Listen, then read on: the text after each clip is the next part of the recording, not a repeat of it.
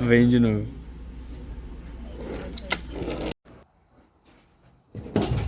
E aí, galera, a gente vai estar falando um pouco hoje sobre o nosso projeto do primeiro semestre de Introdução à Engenharia, que consiste num carro autônomo. No início a gente não estava sabendo disso, inclusive eu acho que em algum momento vai estar passando que a gente vai estar desmontando o carrinho, que ele já estava montado do ano passado, e a gente utilizava uma SP32, ela deve ser explicado ainda assim pra frente, enfim, não é pra agora. Mas de início, basicamente, a ideia era a gente, no primeiro dia que a gente teve contato com o carro, a gente pegou ele e fez a desmontagem de cada peça do chassi. Então, com esse primeiro contato que a gente teve com o carrinho, a gente pôde ver o funcionamento de algumas coisas na prática e, claro, a estrutura do que a gente ia ter que montar. Apesar de ele já começar montado e não mudar muita coisa do projeto do ano passado, a gente ainda assim ia ter coisas diferentes que não continham no projeto anterior, então a gente ainda tinha que mexer nisso.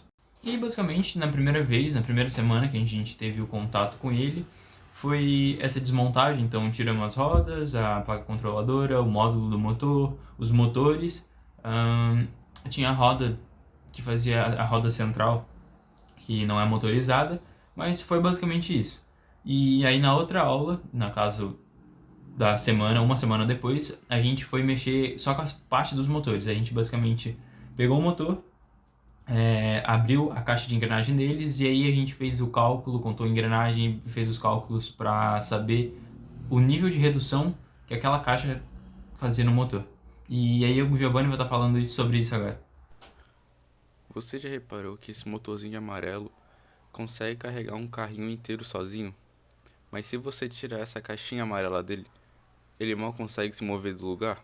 O segredo para essa mágica acontecer está dentro e se chama caixa de redução. Se você ligar o motor elétrico, que é essa parte cinza atrás, direto na energia, o eixo dele vai girar incrivelmente rápido. Estamos falando de milhares de rotações por minuto. Só que ele tem um ponto fraco gigantesco. Ele não tem força, não tem torque. Se você encostar o dedo no eixo, ele trava na hora. É aí que entra a engenharia. Por dentro dela, o funcionamento se baseia em um sistema sequencial de engrenagens de tamanhos diferentes, que trabalham em cascata. O eixo do motor move uma engrenagem bem pequena, com pouquíssimos dentes. Essa pecinha minúscula se conecta a uma engrenagem muito maior e com mais dentes. Na física, isso obriga a engrenagem pequena a dar várias voltas completas para fazer a grande girar apenas uma vez. E o truque é que esse processo de transferência não acontece só uma vez, ele se repete por vários estágios.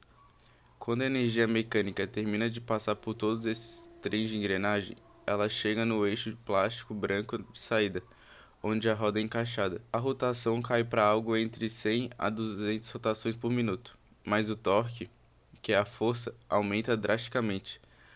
Agora ele tem uma força para vencer o atrito com o chão. Essa troca de velocidade por força é medida em relação da caixa de transferência, a famosa 1 por 48. Desse motor significa que o motorzinho cinza precisa girar 48 voltas completas para que a roda dê apenas uma. É a mesma lógica das marchas de uma bicicleta, quando você vai subir uma ladeira íngreme.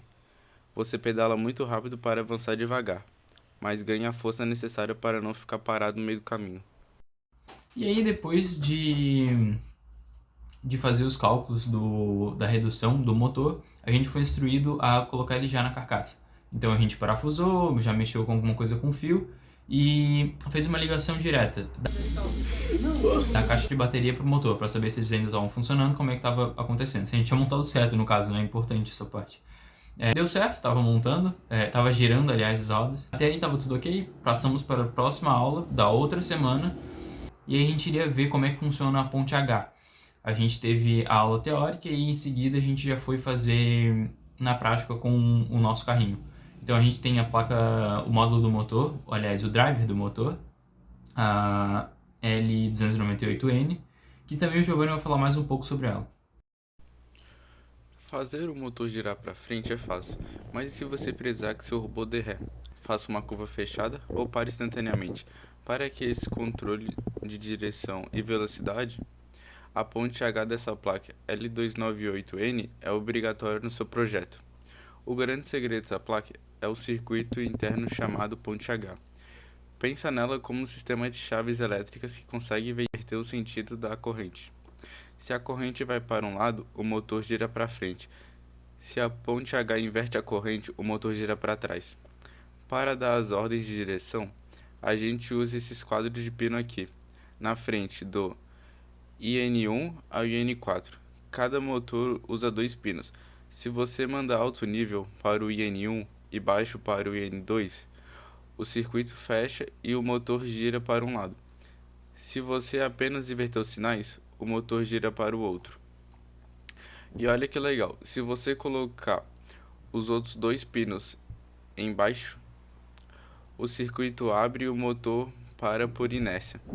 Mas se você coloca 2 em nível alto ao mesmo tempo, acontece um efeito de frenagem eletrônica, porque os terminais do motor se conectam eletricamente, travando as rodas. Além de decidir para onde o motor vai, o L298 controla a velocidade usando os pinos ENA e ENB. Eles funcionam como PWM, que é a modulação por largura de pulso. Basicamente, o Arduino envia pulsos de energia, ligando e desligando super rápido. Quanto mais o tempo o sinal fica ligado em cada ciclo, mais rápido o motor gira. Por fim, a alimentação é dividida. Uma parte de 5 volts cuida da lógica da placa e outra pode receber até 35 volts, só para dar as potências para o motor. Isso protege seu Arduino. Mas atenção para o erro clássico. Se você precisa conectar o GND do Arduino com o GND da placa, senão as referências elétricas se perdem e nada funciona. Na semana seguinte, após a gente ver sobre a ponte H, a gente foi para o próximo passo, que era a placa controladora. Também foi onde contaram pra gente, os professores passaram pra gente, que a gente deixaria de usar a SP32 e iria para uma Uno Board. Por conta do uso que a gente vai dar pro robô, que a gente vai usar sensores, ele vai ser um carro autônomo. E aí, por não precisar do Bluetooth, de Wi-Fi para controlar ele, a gente consegue usar uma Uno Board para fazer isso. E aí, especificamente, a gente vai usar um Arduino Uno. E aí, aproveitando que a gente já chegou nessa parte da placa controladora, do Arduino Uno que vamos utilizar, a gente já pode falar um pouco sobre programação. A nossa última aula foi exatamente sobre isso, sobre a noção da programação, para a gente começar a fazer. Bom, e aí, falando um pouco mais sobre a programação, no Arduino, a lógica do código é dividida em 2 partes, o loop e o setup. No bloco setup, é onde realizamos a configuração inicial dos pinos utilizados no projeto, definindo quais seriam as entradas e quais seriam as saídas. Já no código loop, ficam os comandos que são executados continuamente enquanto o sistema permanece ligado. E é nessa etapa que se introduz os motores, tanto a direção quanto a velocidade. O comando digital write ele foi utilizado para controlar o sentido da corrente elétrica enviada pela ponte H, permitindo que o motor girasse para frente ou para trás.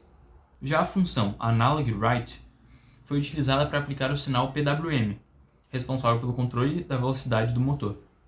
Com isso a gente consegue integrar a programação e a eletrônica. E basicamente o que a gente fez no carrinho até agora foi isso. Então todas as aulas teóricas que a gente teve, a gente já aplicou no carrinho. E ainda faltam algumas coisas que ainda vão ser passadas pra gente. Mas basicamente a gente também já tem a ideia do que é o carrinho. Então eu já devo ter falado aqui em algum momento que o carrinho vai ser autônomo. E então falta ver coisas como os sensores que a gente vai utilizar para fazer essa autonomia, se a gente vai usar alguma câmera e essas coisas do tipo. Mas o intuito do carrinho é que ele se controle sozinho, então sem nenhuma interferência nossa. E a outra parte tem que fazer da programação. Então, além da programação pro carrinho em si, a gente vai ter que fazer uma programação de sensores e de outros componentes, não só para as coisas físicas, mas também para o software em si dos sensores.